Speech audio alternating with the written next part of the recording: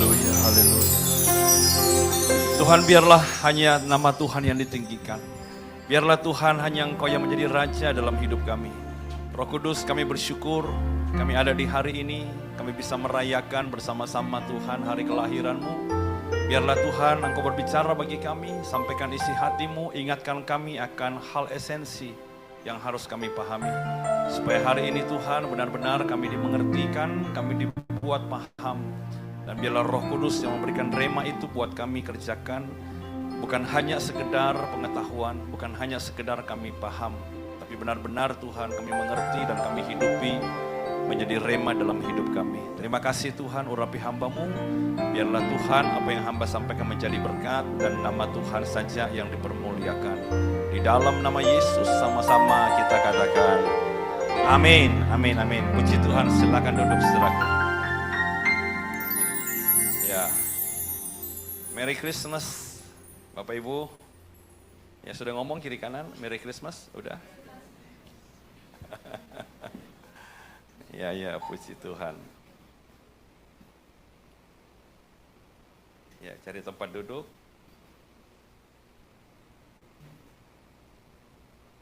Ayo, silahkan.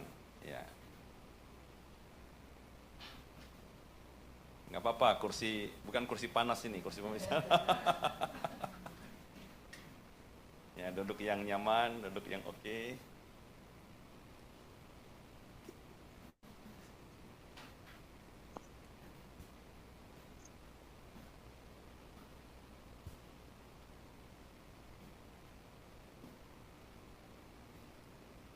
Ya. Puji Tuhan. Oke, ya udah bisa konsen ya, perhatikan ya saudara ya. Nah saudara biasanya ya saudara ya kalau hari Natal itu kita langsung bayangin White Christmas gitu ya. Ya pengen ada satu nuansa salju ya putih gitu ya. Dan sebenarnya hari ini saudara judul khotbahnya dengan warna baju saya itu nggak cocok sebenarnya. Dan saya juga tidak melihat ada warna yang cocok nih. Ya, karena memang saudara identik dengan Natal itu identik dengan lampu, kelap-kelip, Santa Claus, hadiah, pohon Natal, warna hijau ya. Ada sedikit malaikat terbang di atasnya gitu ya. Nah, memang itu adalah Natal yang sering kali diangkat. Tetapi saudara itu adalah tema-tema barat. Yang sejarahnya itu jauh lebih muda daripada original story. Tapi kalau Anda mau baca lebih teliti saudara tentang original story atau cerita kisah asli daripada Natal, Natal di Alkitab hanya menuliskan atau menggambarkan satu warna, yaitu black. Nah, kenapa saudara? Karena kalau Anda lihat ya, Natal itu bicara tentang yang namanya pembantaian baby-baby. Jadi tidak ada kelap-kelip lampu pada waktu itu. Tidak ada Santa Claus yang datang dengan ceria. Tapi semua rumah itu dipenuhi horor.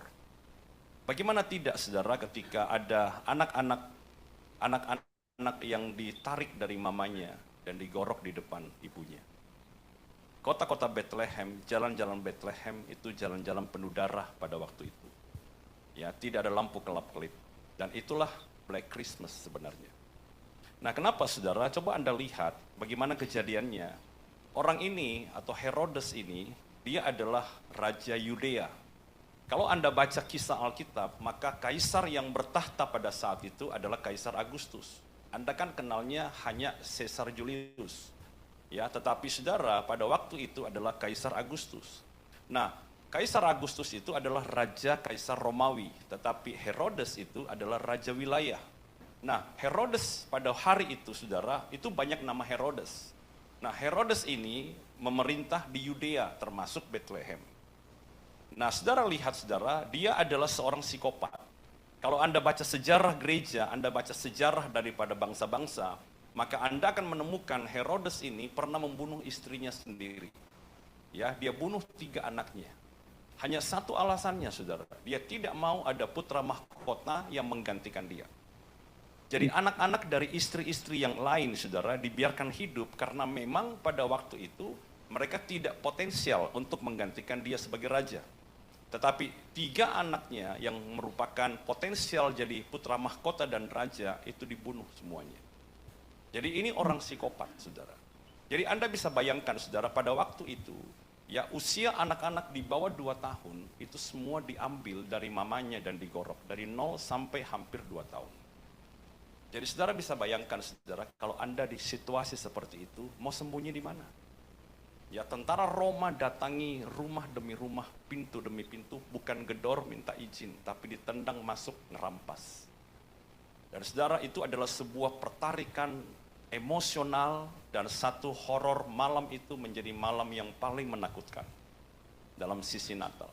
Anda pernah lihat atau Anda baca di Alkitab, apakah di sana ada Santa Claus? Apakah ada hadiah? Apakah ada kunjungan rumah ke rumah?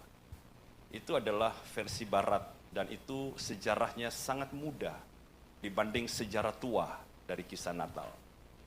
Jadi saudara, itulah yang harus kita pahami. Kenapa Natal harus berwarna hitam? Kenapa Natal harus ada Black Christmas? Ya, karena saudara, kalau kita baca, saya menemukan ada 4 pelajaran tentang Black Christmas. Ya, yang pertama, saudara, adalah Black Christmas itu adalah gambaran tentang ego manusia. Kalau Anda baca di dalam Matius pasal 2 ayat 3 dikatakan, ketika Raja Herodes mendengar hal itu, terkejutlah dia beserta seluruh Yerusalem. Kenapa dia terkejut? Kalau Anda baca tentang biografinya, dia tidak pernah mau ada satu orang pun yang menjadi raja menggantikan dia. Nah tiba-tiba saudara, ada orang Majus datang dari negeri yang jauh dan dia nanya sama Raja Herodes. Karena ini adalah bangsawan, ini adalah raja-raja kecil di wilayah mereka. Mereka adalah orang-orang yang cukup terpandang, saudara, walaupun mereka bukan orang Yahudi. Itulah sebabnya yang nyambut adalah Raja Yehuda. Anda paham ya, saudara ya? Orang Majus bukan orang nganggur. Orang Majus itu bukan orang biasa, bukan orang awam, tapi bangsawan dan raja-raja kecil di wilayah Babilonia dan Persia. Jadi ketika mereka datang, yang nyambut dia adalah Herodes.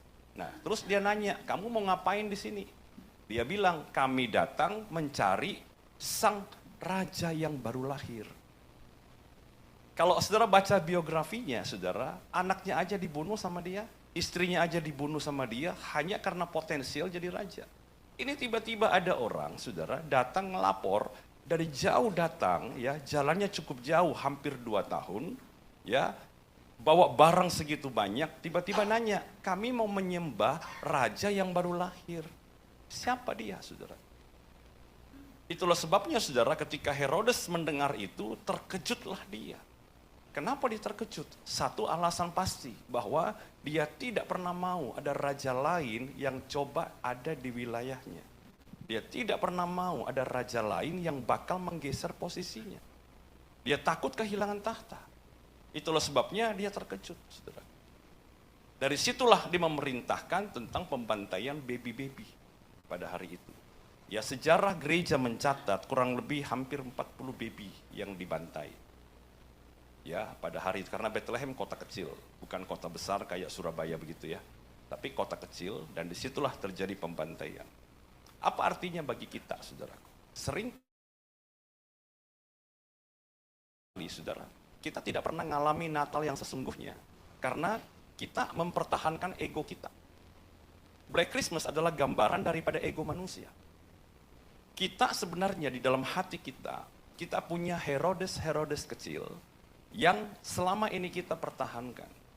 Kenapa Kristus tidak bisa lahir di hati kita? Kita jadi orang Kristen lama loh, saudara. Tapi hanya di otak, hanya di pengetahuan, nggak pernah di hati.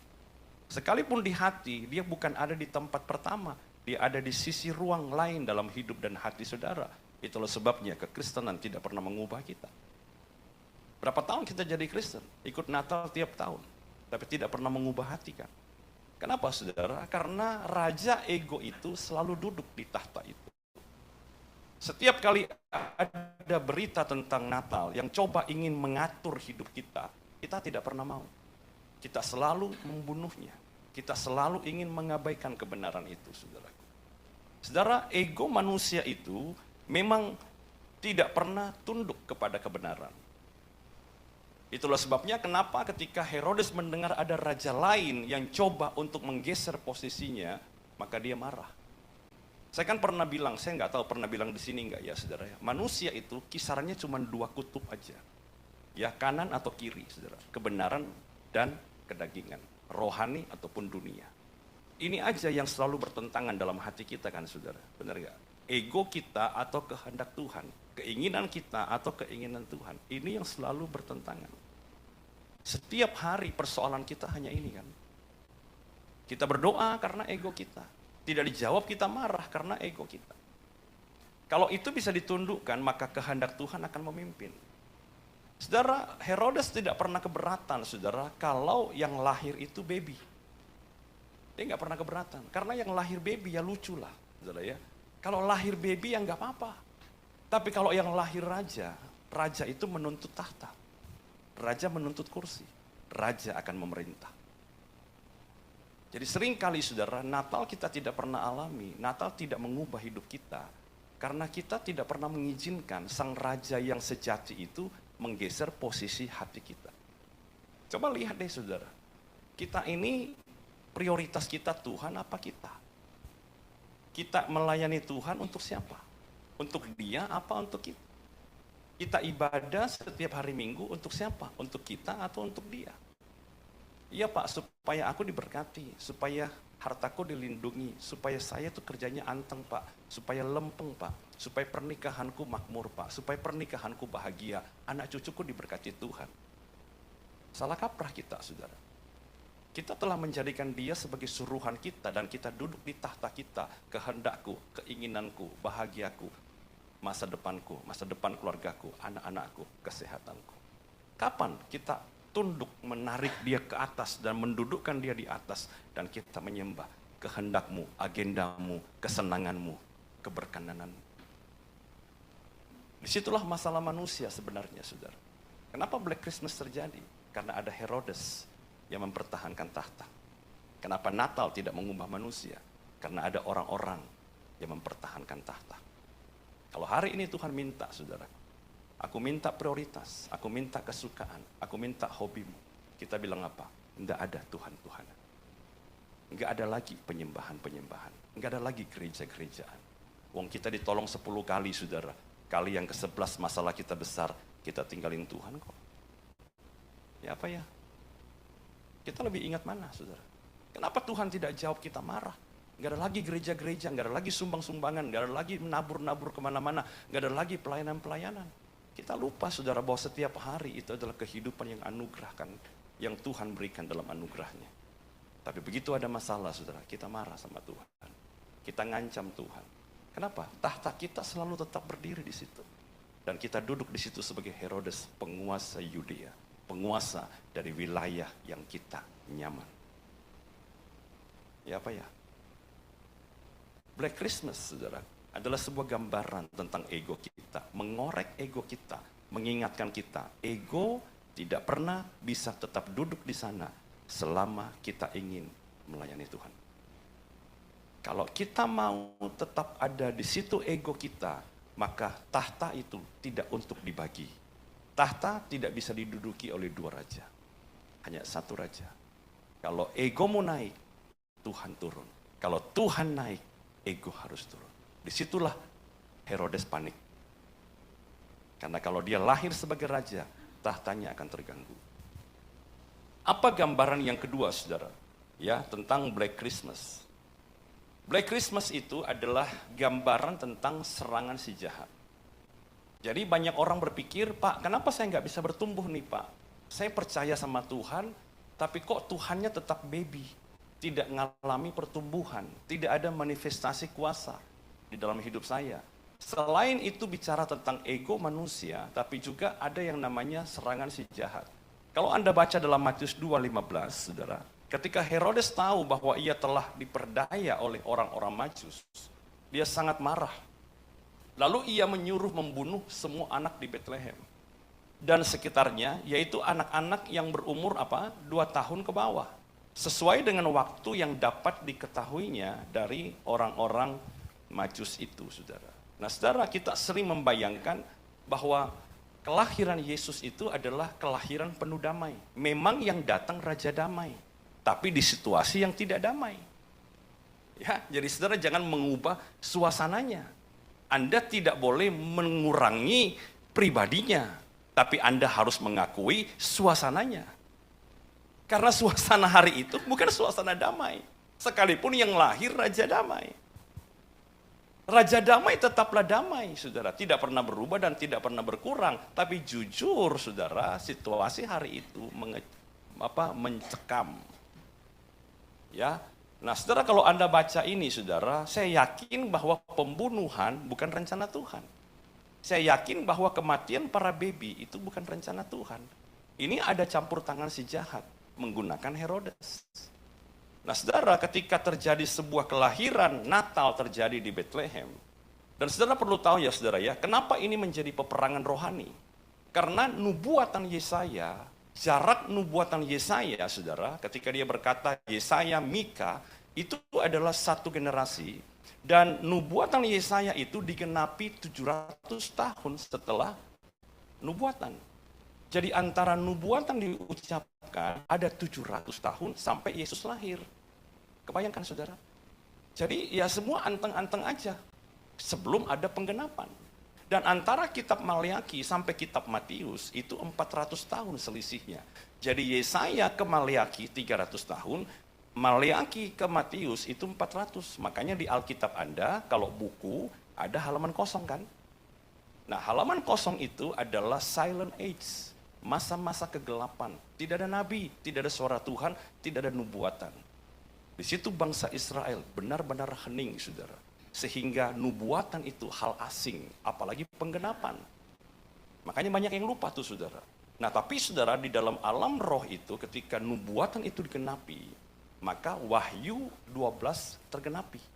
Bahwa ketika wanita itu melahirkan anak, maka sang naga itu ingin menyerang anak itu, tapi dibawa lari ke gunung, benar nggak?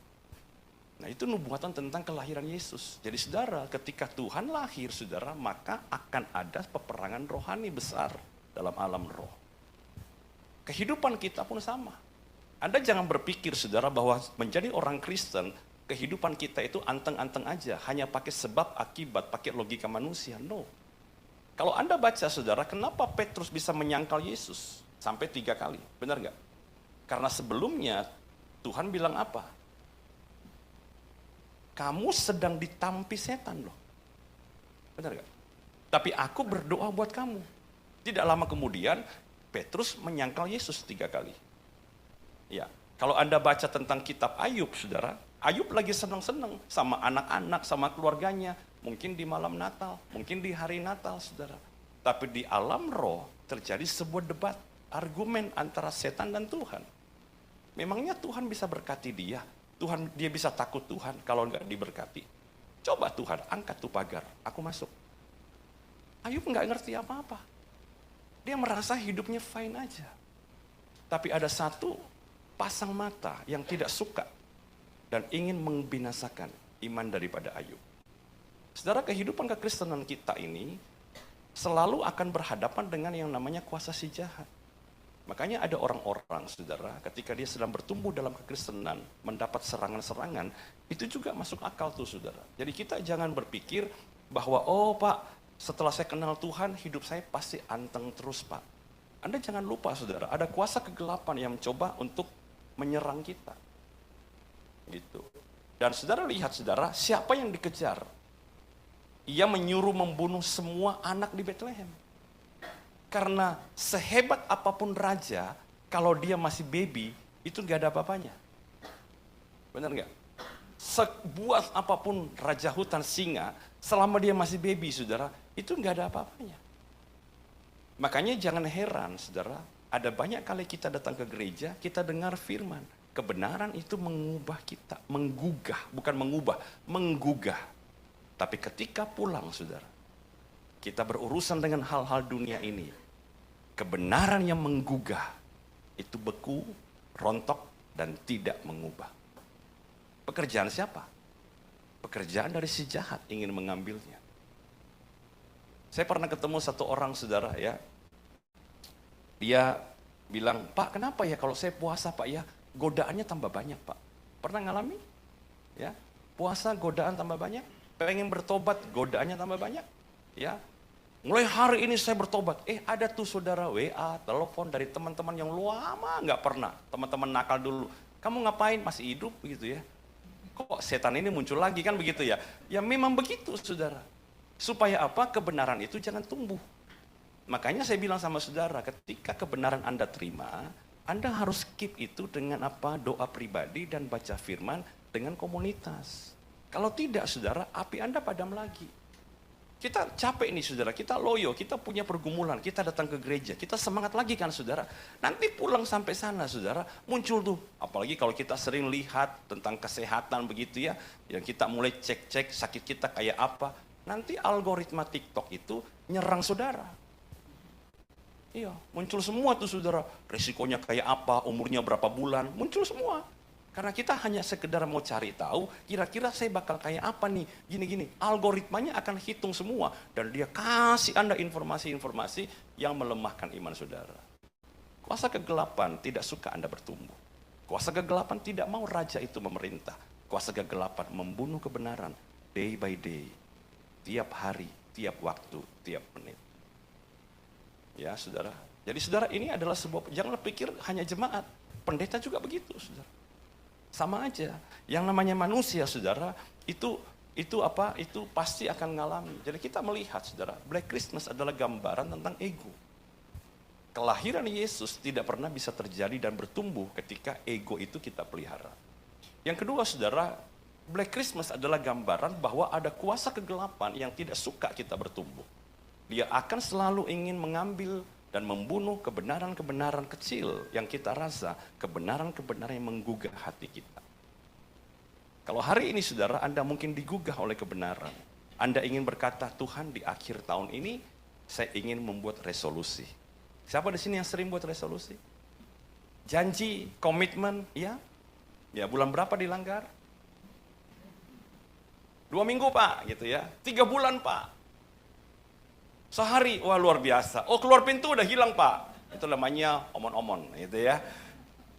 Saudara lihat saudara, pasti akan terjadi saudara. Kita bolak-balik buat janji. Tapi hari ini kita mau bilang saudara, iblis engkau perlu dengar. Bahwa Yesus yang harus bertahta dalam hidupku. Dia harus tumbuh dan dia memerintah.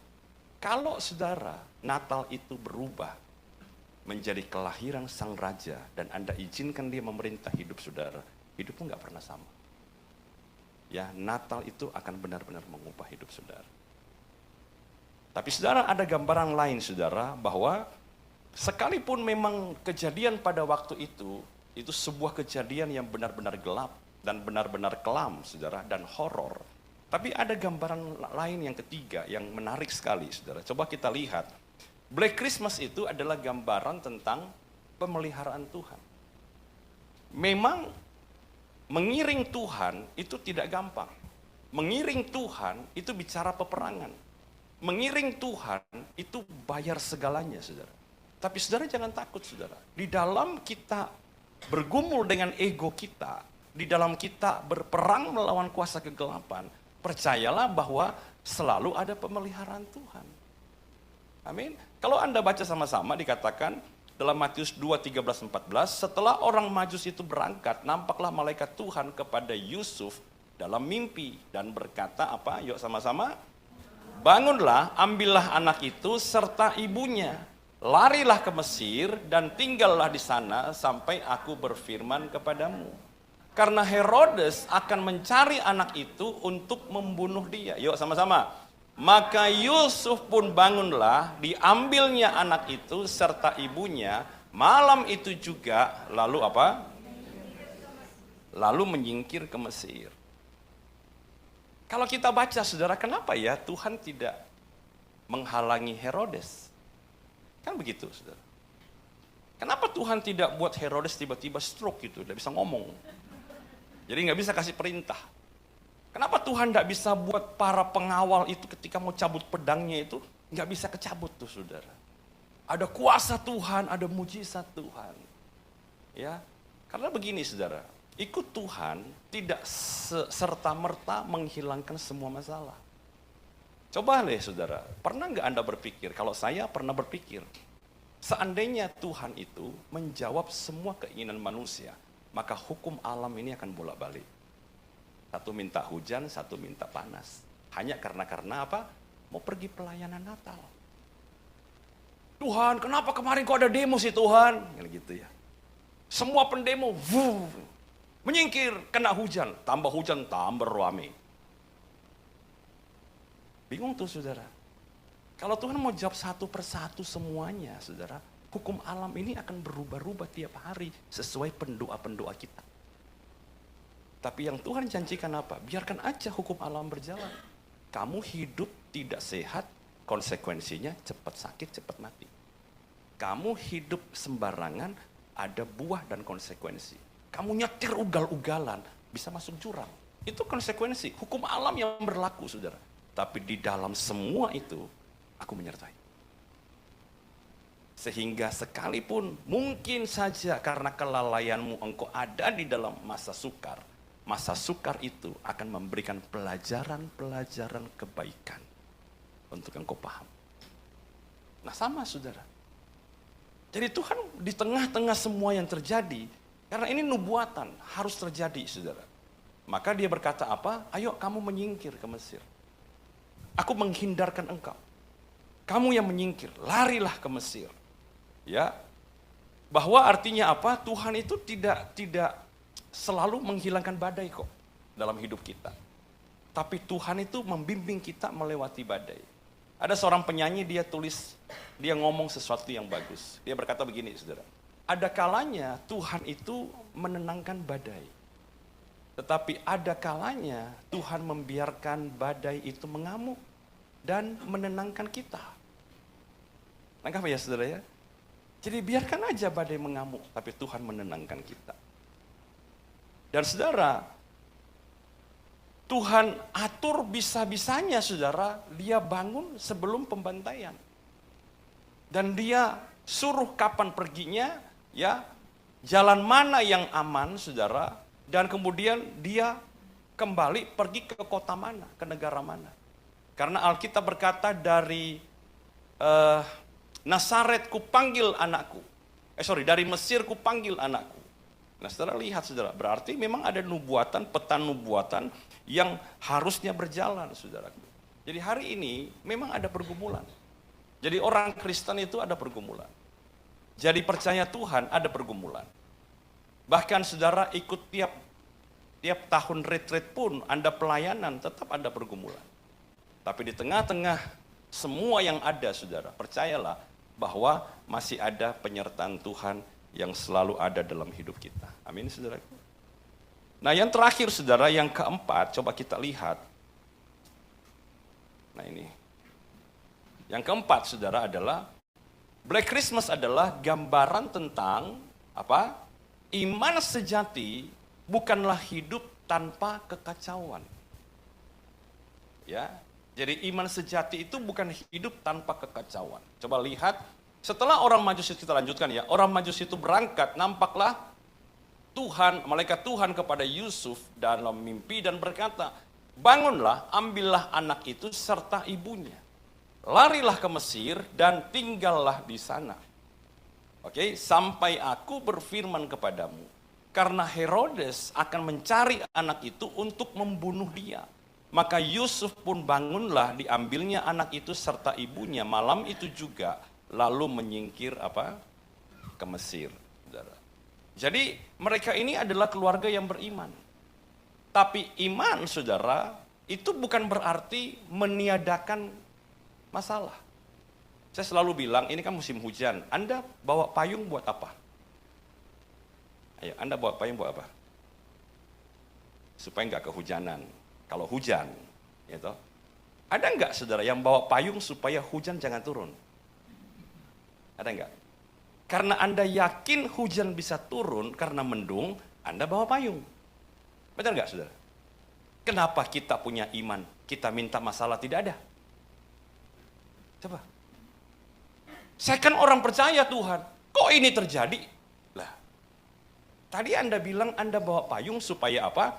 Kalau hujan, Anda tidak kehujanan. Bisa jalan di tengah hujan. Kenapa sekarang semakin Anda beriman, ada masalah Anda tambah protes? Seharusnya ketika kita memiliki iman yang kokoh, kita bisa bilang, kalau terjadi masalah dalam hidupku, aku tetap percaya. Karena aku punya iman.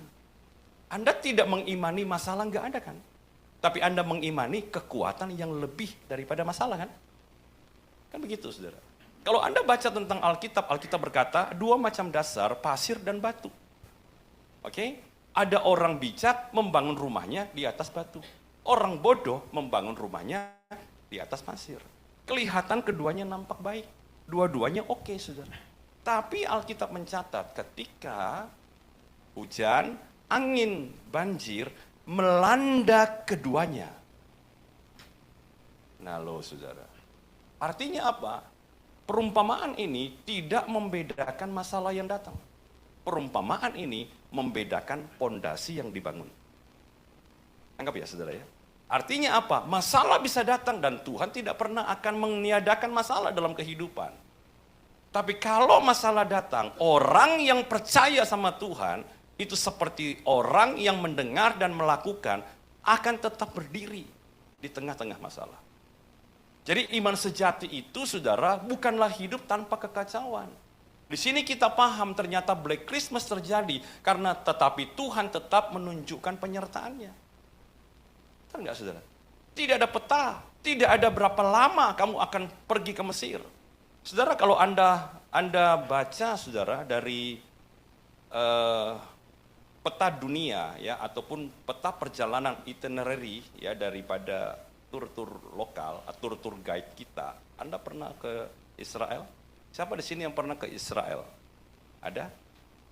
Bukan masuk dari Yordan, Anda masuk dari Mesir. Ada?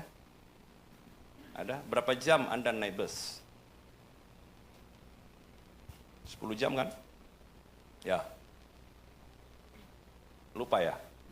Ya, kira-kira 10 jam itu. 8 jam lah saudara ya, dari Mesir menuju ke Yerusalem. Ini Bethlehem. Yerusalem, Bethlehem itu tidak jauh. Hanya sekian puluh kilo saja saudara. Karena Bethlehem itu daerah Palestina. Nah saudara lihat saudara, dari Bethlehem mereka ke Mesir, itu kira-kira kalau bus 8-10 jam berarti 700 kilo. Sama seperti dari sini ke Jakarta kan saudara. Ya, jadi di sana tidak ada peta, nggak ada GPS. Naik keledai, tuntun orang hamil. Oke, saudara, dia pergi, saudara. Artinya apa? Tuhan tidak menjelaskan semuanya. Nggak ada peta, nggak ada janji apakah ini gampang, apakah ini singkat, saudara. Apakah besok seperti apa? Nggak ada, saudara. Hanya saja bangunlah. Bangunlah. Loh, kapan? Persiapan apa? Jalan aja, bangunlah. Jalan, saudara. Tanpa ada peta, tanpa ada petunjuk, saudara, hanya sekedar bangun. Dan saudara baca, saudara, maka Yusuf pun apa? Bangunlah, diambilnya anak itu serta ibunya malam itu juga. Ya toh saudara.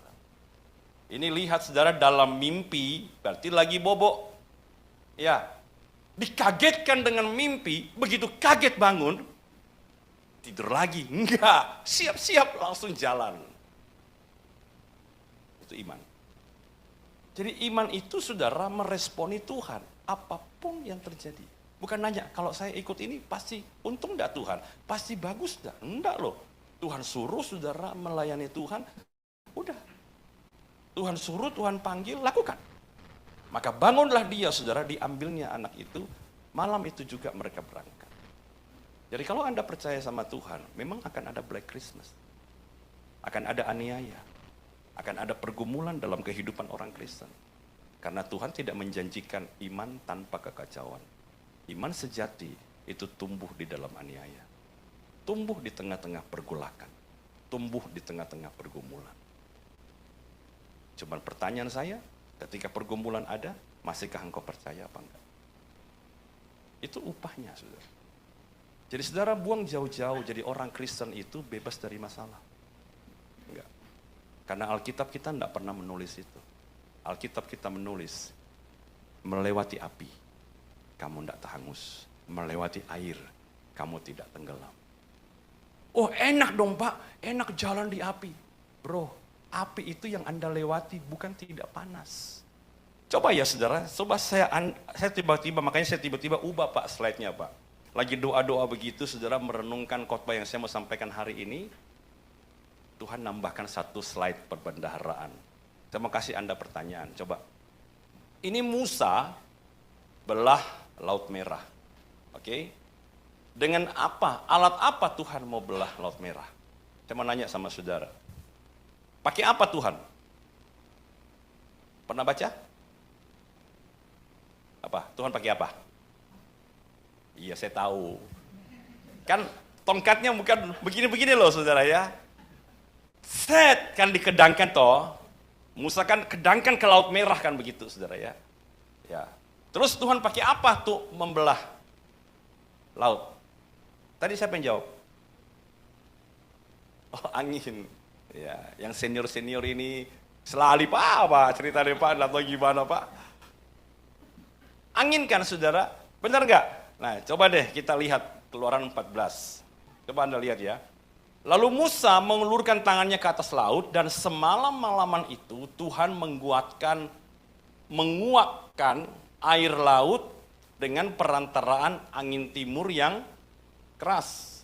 Membuat laut itu menjadi tanah kering. Maka terbelahlah air itu, demikianlah orang Israel berjalan dari tengah-tengah laut di tempat kering, sedang di kiri dan di kanan mereka air itu sebagai tembok bagi mereka. Ya, berarti ini bukan sungai, ini laut. Kalau sampai jadi tembok kiri kanan, tingginya berapa?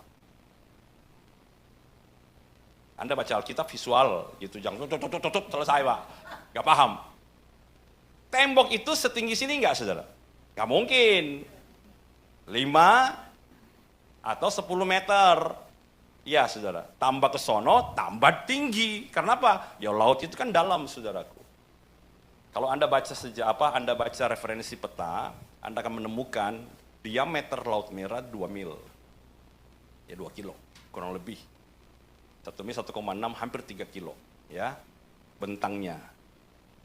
Nah, berapa lama saudara angin itu bertiup? Semalam-malaman. Pernah nggak Anda berpikir, angin yang bisa belah laut sekencang apa? Hah? Siapa di sini yang ada kira-kira 2 hari lalu ada angin kencang kan? Ya, pohon pada tumbang, gitu. Ya, sampai anak saya melihat gerobak sampah itu sampai tengah jalan saudara. Bergeser gitu. Ya, nah, saya mau ajak Anda membayangkan situasi pada waktu itu nyaman nggak? Coba, Anda jadi orang Israel hampir 2 juta, nyaman tidak? Kenapa tidak nyaman? Hah? Menyeramkan, mengerikan saudara. Itu suara angin kayak apa saya nggak ngerti saudara. Waduh saudara, belum lagi gelombang yang atas. Belum lagi di belakang dikejar. Ya suara angin itu saudara. Yang menarik begini saudara. Saya sampai penasaran. Ya saya sampai tanya AI. Saya bilang begini. Berapa knot kecepatan angin pada waktu itu? Dia bingung saudara jawab. Dia bilang ini memang mujizat. Ya bayangkan saudara. Dia aja bingung apalagi kita. Saya bilang kenapa kamu bilang mujizat? Dia bilang begini saudara. Kalau saya sebut 100 sampai 200 knot berarti setara dengan angin topan. Kecepatan 185 km. Kalau itu yang Tuhan pakai, di dunia ini tidak pernah ada kejadian semalam-malaman angin topan. Hanya kejadian 2-3 menit. Oke saudara, ya. Ini semalam-malaman berarti 8 sampai 12 jam angin bertiup. Untuk nahan tuh, air saudara. Ini keyword pertama.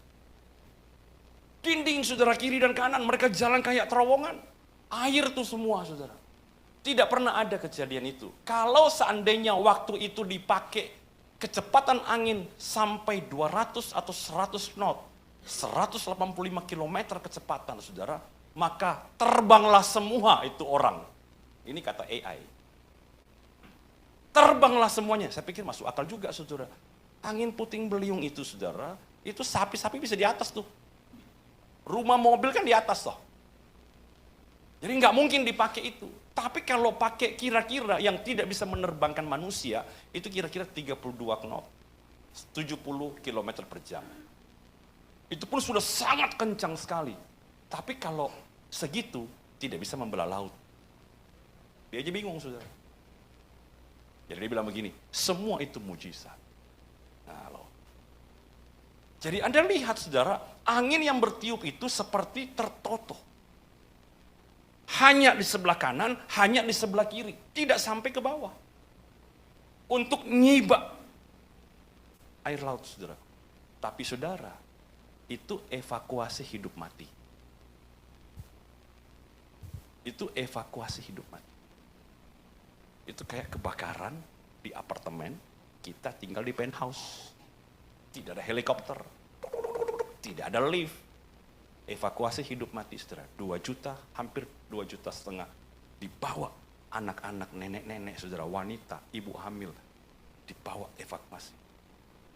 Saudara, pegangan tuh. Yang masuk ke si air, mati, saudara. Ya jangan sampai terbang, itu pegangan. Bareng didorong. Makanya semalam-malaman, 8-12 jam nyebrangkan, saudara. Hanya 2 kilo, nyebrangkan apa? Sebegitu besar orang. Artinya begini, saudara. Kadang Tuhan jawab doa kita, tapi seperti lolos dari kematian. Kadang Tuhan izinkan masalah terjadi, dan dia menyertai kita di tengah badai. Anda jangan baca ini, wah luar biasa Tuhan. Ini, saya nggak mendramatisir cerita loh. Saya hanya menceritakan the real story. Karena kita sudah melihat kencangnya angin. Benar nggak? Jendela kita, duduk. Itu cuman berapa, saudara? Duduk 30-40 km per jam aja, atap-atap udah terlepas semua. Ini laut bisa dibelah. 12 jam. Jadi saya mau bilang begini sama saudara. Hidup kita memang ada Black Christmas. Memang ada pergumulan. Iman kita tidak menjanjikan kenyamanan. Tapi iman kita menjanjikan keselamatan. Amin. Pak, kenapa aku sakit, Pak? Kenapa aku bergumul, Pak? Aku enggak tahan loh, Pak. Pengen pulang aja. Masih syukur ingat pulang. Rumahmu masih sudah ada. Kalau bilang, aku mati aja, Pak, biar masuk neraka. Nah, itu yang perlu repot. Artinya apa? Hidup kita ada sakit yang tidak sembuh. Ada masalah yang tidak selesai. Ada bencana, ada kejadian yang bisa mematikan kita. Tapi saya mau bilang sama saudara, kepastian keselamatan tidak pernah berubah. Menjadi orang Kristen bukan menjanjikan kenyamanan. Menjadi orang Kristen menjanjikan keselamatan yang pasti di dalam Kristus Tuhan. Yusuf mengalaminya. Musa mengalaminya. Anda baca aja, saudara. Nuh mengalaminya. Yusuf mengalaminya. Semua kita. Jadi kalau hari ini, saudara, Anda ikut Tuhan, Anda cari kenyamanan, Anda salah alamat. Anda sedang ikut khotbahnya setan. Apa Pak khotbahnya setan? Dengar tuh khotbahnya di padang gurun. Lapar, tek. Batu jadi roti. Ya tahu, saudara? Kamu ragu, percaya, lompat. Kamu kan anak Tuhan. Pasti ada malaikat. Sampai banyak orang salah pakai, saudara. Aduh, macet banget ini ya. Malam Natal ini mau ke mall. Tuhan, aku kan anakmu Tuhan. Mana tempat parkir nih Tuhan? Bayangin, saudara. Merasa dia Tuhan lah gitu ya. Semua ini aku bisa punya. Kenapa? Aku diberkati Tuhan kok. Yang kulihat ini, tunjuk aja pasti jadi. Harus punya iman. Itu khotbahnya setan. Iya. Khotbahnya Yesus apa? Siapa yang mau ikut aku apa? Pikul salib, sangkal diri, ikut aku. Ego turun, raja ego turun, tahtanya diganti, saudara, dipasang Tuhan, ikut aku, dia mimpin. Sangkal diri, pikul salib. Kalau gitu Tuhan, aku enggak mau. Ya terserah. Saya hanya kasih Anda alamat. Anda mau datang apa tidak? Ya monggo. Tapi saya mau bilang sama saudara, Anda mau percaya Tuhan, Anda tidak mau percaya Tuhan, hidup kita melangkah menuju kekekalan. Siapapun manusia di muka bumi ini sedang berjalan menuju kekekalan. Satu hal yang saya tahu, saudara, selama saya percaya kepada Tuhan, kepuasan, damai sejahtera, sukacita tidak pernah hilang. Dan keselamatan yang pasti, yang melebihi segalanya, itu jadi bagian kita. Pak, kok khotbah Natal nakut-nakutin? Bukan nakut-nakutin, ngomong yang benar, yang Alkitab katakan. Nanti kalau nakut-nakutin, nanti Pak Yohanes sama Bu Linda yang hibur, ya. Oke, sama-sama kita bangkit berdiri, saudara. Kita percaya Tuhan akan melawat kita. Ada lagu bisa minta bantuan. Tahu lagunya ini? Immanuel. Yang mana ya? Kau kuatkan, aku bertahan. Ya, ada slide-nya. Saya nggak hafal soalnya ini. Ya.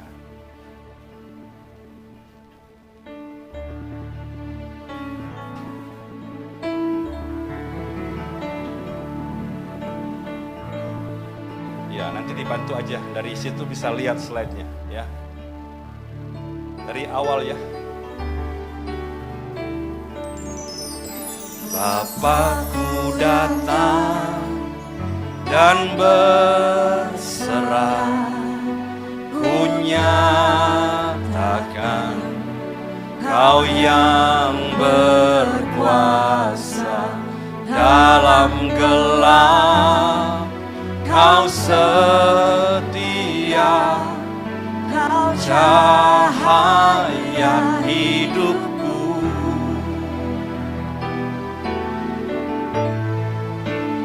Kau kuatkan, aku bertahan. Kau harapan dalam kesesakan. Kau buktikan kesetiaan-Mu, Tuhan. Engkau Allah Immanuel, Immanuel, Immanuel, Immanuel, Immanuel. Engkau besertaku. Sekali lagi, Immanuel, Immanuel, Immanuel. Engkau Allah besertaku. Kau kuatkan, Kau kuatkan, aku bertahan. Kau harapan dalam kesesakan. Kau buktikan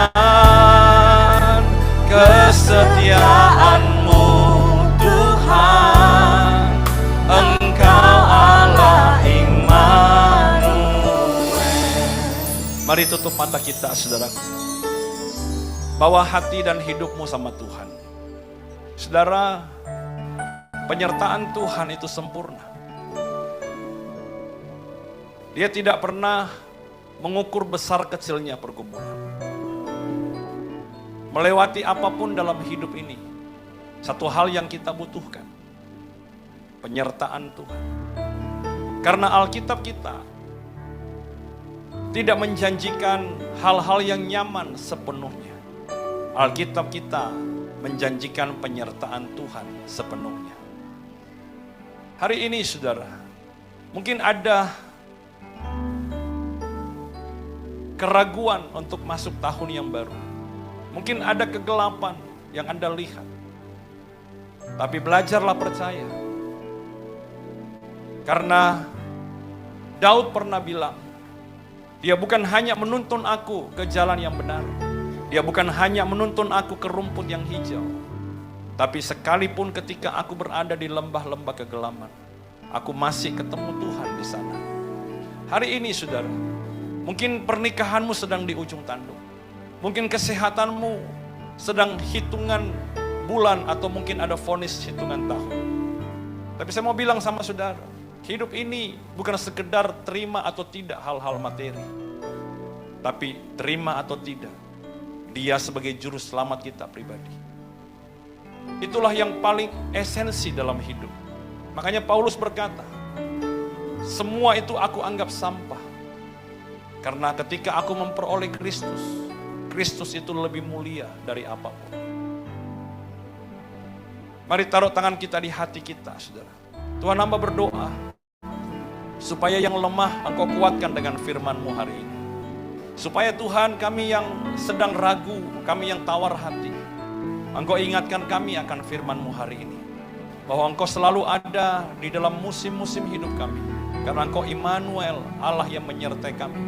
Bukan hanya ketika Engkau ada sebagai manusia, bahkan ketika Engkau sudah naik ke sorga, Engkau mengutus penghibur yang lain, yaitu Roh Kudus tinggal bersama kami. Itulah penyertaan yang selalu ada dalam hati dan hidup kami. Terima kasih untuk semua anugerah-Mu Tuhan. Biarlah di hari Natal ini Tuhan, kami Tuhan yang sedang bergumul, kami Tuhan yang sedang ragu, kami Tuhan yang sedang berada di persimpangan jalan antara ego kami dan kehendak Tuhan. Ajar kami untuk memutuskan, untuk tetap ikut Tuhan dengan iman kami, dengan percaya kami bahwa ikut Tuhan selalu ada kebaikan yang kami lihat. Terima kasih Tuhan, terima kasih. Di dalam nama Yesus Tuhan, sama-sama kita katakan amin, amin. God bless you. Tuhan berkati. Silakan duduk.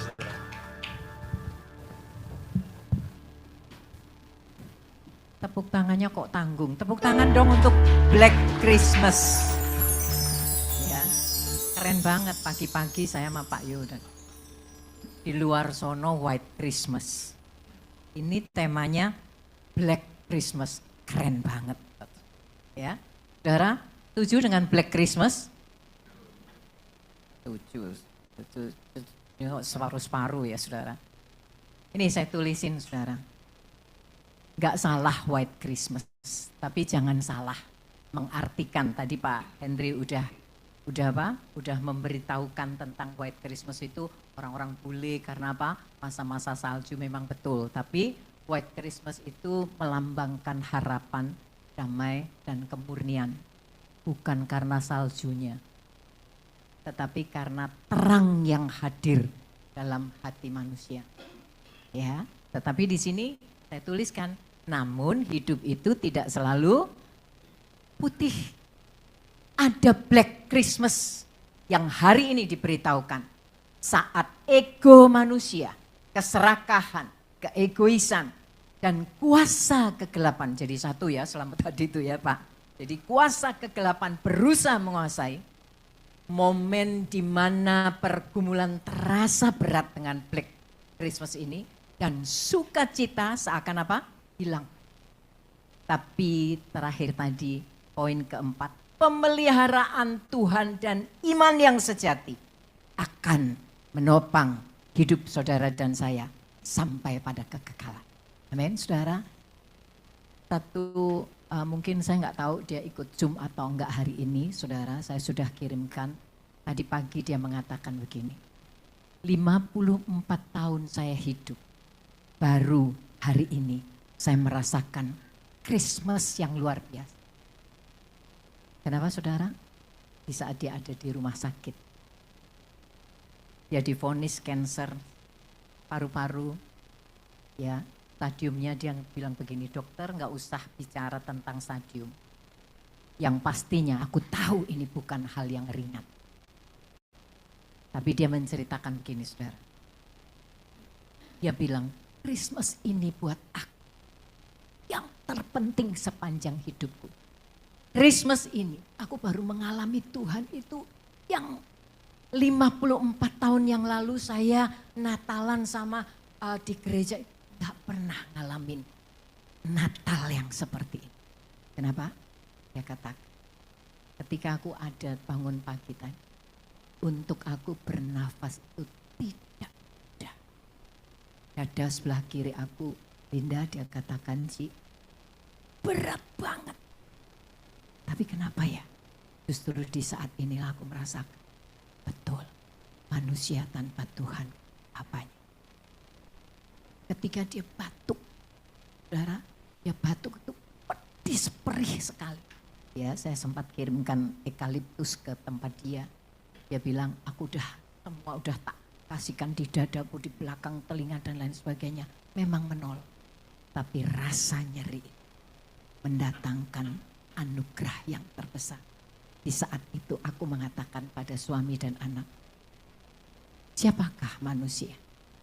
Itu sebabnya ketika kita sehat, yang bicara sama suami dan anak, ketika kamu sehat, kamu gak akan pernah merasakan Tuhan. Kenapa? Karena kenyamanan membuat kamu lupa. Tapi pada saat ini, ya jadi berkat buat suami dan anak-anaknya, lalu mereka itu berdoa bersama-sama dan ucapan doanya cuma satu gini. Thanks God buat setiap momen yang aku hadap. Saudara, itu sangat memberkati saya. Betul? Hari ini saya mendengar tentang Black Christmas. Apapun. Bahkan mungkin ada saudara-saudara kita, ada Ibu Linda Yosef. Seringkali gak lihat ya. Ada Ibu Lucia. Mereka lagi treatment dengan cancer. Saudara, tiap malam kami berdoa. Tapi doa mereka bukan doa yang ngeluh. Doa yang Tuhan, kenapa ini terjadi? Tapi apa? Tuhan, terima kasih buat Black Christmas. Mereka baru kali ini Christmas mengalami apa tuh yang betul dia nggak bisa lakukan apapun dengan tubuh. Tapi mereka berdoanya, thanks God. Terima kasih Tuhan buat anugerah yang demikian besar.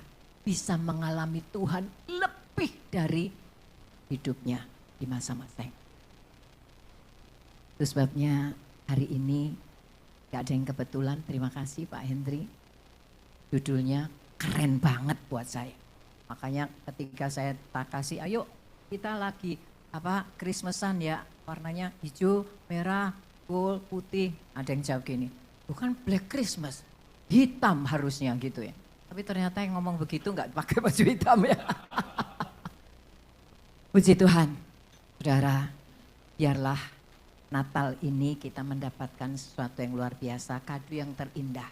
Ketika Christmas ini menjadi alarm dalam hidup saudara dan saya. Bahwa kita gak sanggup hidup tanpa Tuhan. Amin. Hari ini hadir semua berkeluarga ya. Sama keluarganya, anak cucu puji Tuhan. Dan Wandi, Willy yang dari jauh-jauh juga anak cucu semuanya datang ya saudara. Kita akan pujikan Holy Night. Ada terjemahan bahasa Indonesia, ya. Dan di situ saya merasakan Yolanda anak saya bilang, gak enak ya kalau lagu itu di bahasa Indonesia kan. Tapi saya pikir enak juga, kenapa? Ada ini, boleh tampilin yang Indonesia punya. Saya nggak tahu siapa yang menyusun ini, menerjemahkan, ya. Tapi di situ ada dikatakan begini, malam kudus, malam yang cemerlang. Malam kudus, kan ya, bentar. Yang kini gelap itu loh, ada enggak ya?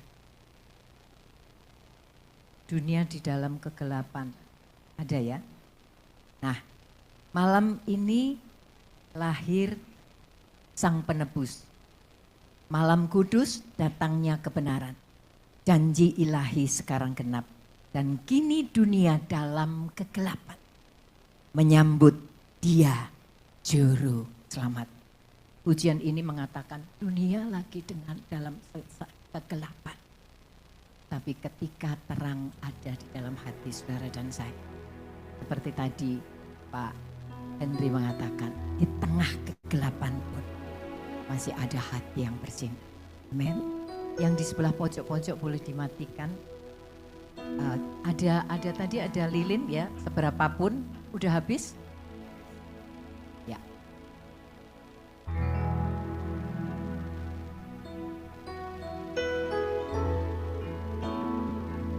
Di belakang sana.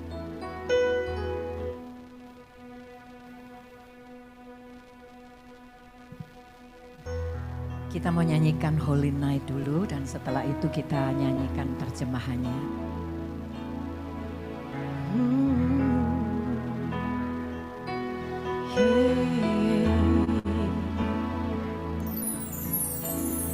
Oh, holy night, the stars are brightly shining. It is the night of our dear Savior's birth. Long lay the world in sin and error pining, till He appeared and the soul valley turned. A trail of hope, the weary world rejoices, for yonder spring a new and glorious morn. Fall on your knees, oh, hear the angel voices on night divine, oh, night when Christ was born, oh, night divine, oh, night, oh, night Mari kita mau bangkit berdiri divine. bersama-sama. Bersama-sama katakan, oh holy night. Mari berdiri bersama-sama. Oh, holy night, the stars are brightly shining. It is the night of our dear Savior's birth. Long lay the world in sin and error pining, till He appeared and the soul valley turned. A trail of hope, the weary world rejoices, for yonder spring a new and glorious morn. Fall on your knees, oh, hear the angel voices on night divine, oh, night when Christ was born, oh, night divine, oh, night divine. Mari bersama-sama katakan, malam kudus bintang bersinar terang. Malam kudus bintang bersinar terang, malam ini lahir sang penebus. Malam kudus datangnya kebenaran. Malam kudus datangnya kebenaran, janji ilahi sekarang genap, dan kini dunia dalam kegelapan menyambut Dia juru selamatnya. Mari semua dengar kidung malaikat, malam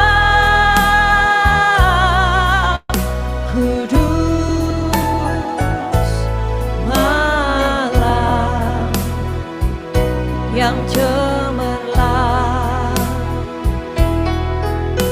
malam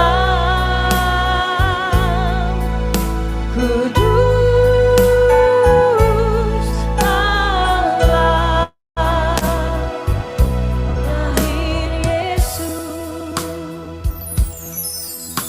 Biarlah siang hari ini ketika kita boleh mendengar kebenaran firman Tuhan, mari kita berdoa kalau selama ini Christmas identik dengan pesta, makan, sukaria.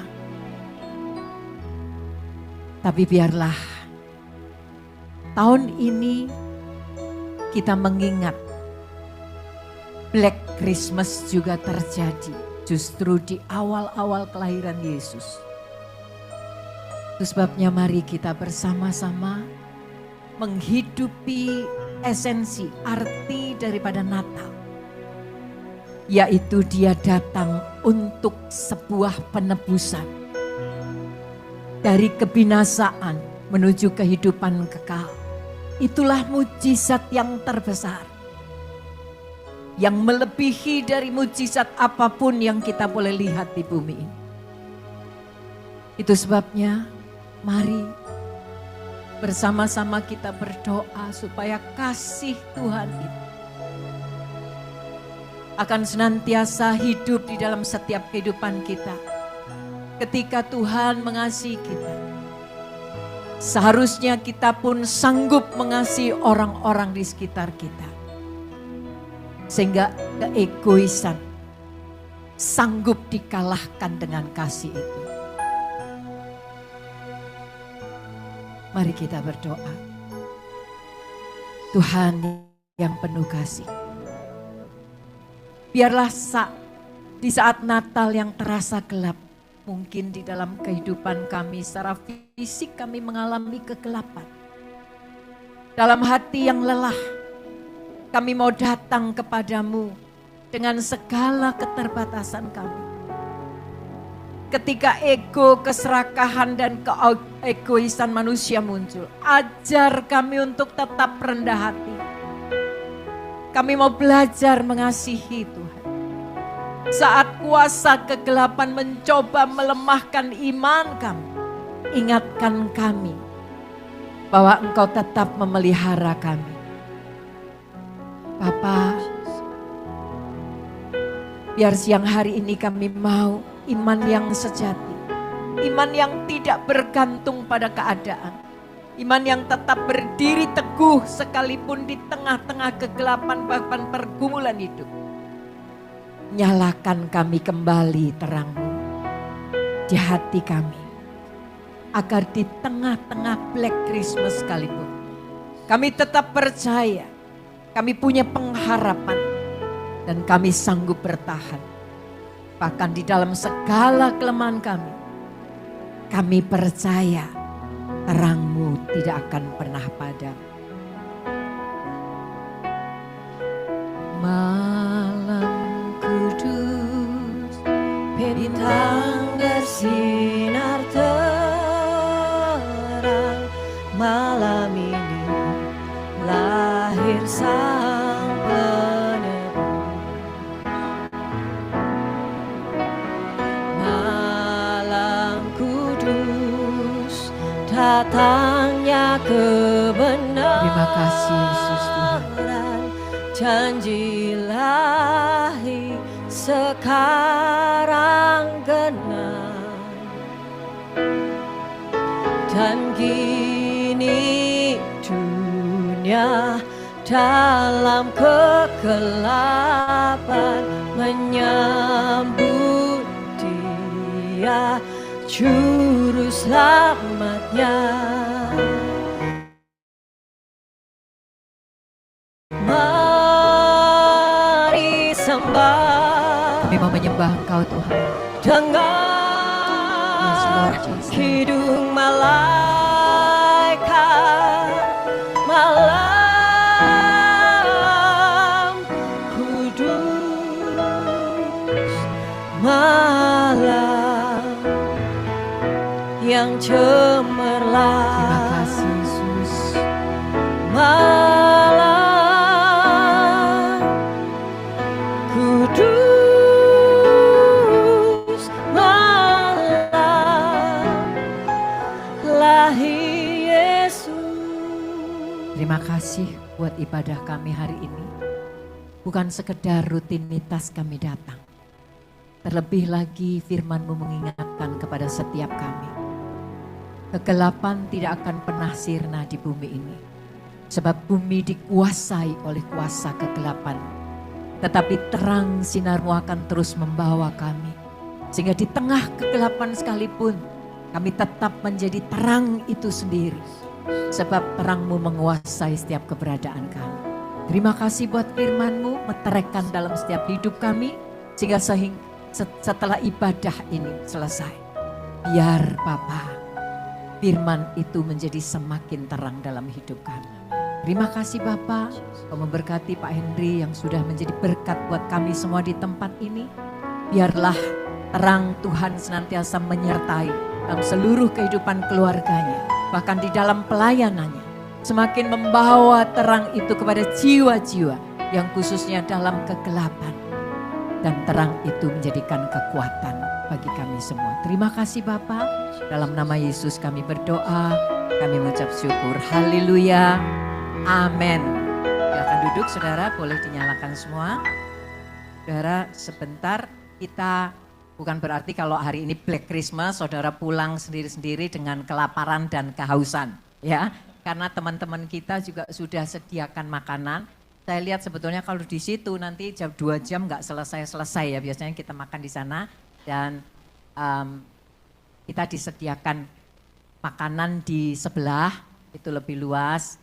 Jadi keluarga mempersilahkan saudara dan terima kasih juga yang sudah ini saya nggak masak saudara, tapi apa saya Lin ya ada yang ini Lin buat Natalan gitu. Aduh terima kasih banyak atas partisipasinya dan tanggal 26 besok kami juga Natal anak. Puji Tuhan ada yang pinjamin gedung di Rek GM ya jadi yang punya cucu-cucu silahkan.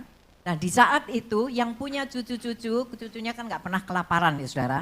Kita panggil anak-anak siswa dari sekolah Kristen yang minim di daerah-daerah pojok ya. Ada 40 anak dan mungkin cucu-cucu kita justru harus melayani.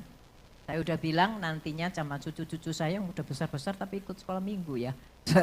Tapi nantinya mereka yang pelayanan. Saya berharap mama-mama, oma-oma seperti saya yang sangat dominan ini tidak melayani. Kita ganti berikan kesempatan kepada anak-anak kita supaya mereka tahu. Ya, mereka sangat yang namanya makanan itu enggak apa rasan-rasan ya bilang saya ngakui gitu ya. Gak apa-apa kalau yang positif oke, dominannya harus gitu ya. Nah saudara, anak-anak ini yang akan pelayanan nanti. Ya, terima kasih untuk teman-teman yang udah berikan punya di sana ada tas apa tuh ransel ya. Ada juga yang udah siapin sakis kue-kue. Ada juga yang sudah mempersiapkan tumbler buat mereka alat-alat tulis. Setiap tahun kita berikan itu. Ya, kita berikan juga kaos supaya seragam, supaya yang nggak punya baju nggak merasa aku minder, nggak ya. Jadi mereka pakai kaos semuanya seragam merah dan saya berharap cucu-cucu saudara datang untuk apa? Makan. Ya, saudara ya. Nanti untuk melayani itu ya di Rek GM jam 4 sore. Ya, yang bawakan juga sesuai dengan anak-anak, bukan saya nanti tidur semua. Ya saudara, ada permainan tapi semuanya dikemas di dalam Natal. Saya berharap GM 3, lantai 3 ya di sana. Ini khusus untuk cucu-cucu yang punya cucu. Yang nggak punya cucu, Natalan di sini aja. Puji Tuhan. Terima kasih buat semuanya yang sudah berpartisipasi. Benar-benar saya hari ini bebas cuma menyediakan meja aja. Isinya tergantung saudara ya. Yang nggak bawa apa-apa, saya udah bilang nggak ada salahnya membawa diri ya. Karena kita yang terpenting fellowship dan saling melayani. Amen. Puji Tuhan. Yuk Pak.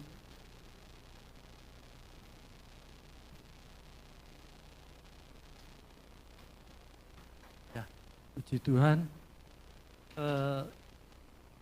Setelah saya melihat tema khotbah hari ini Black Christmas gitu ya.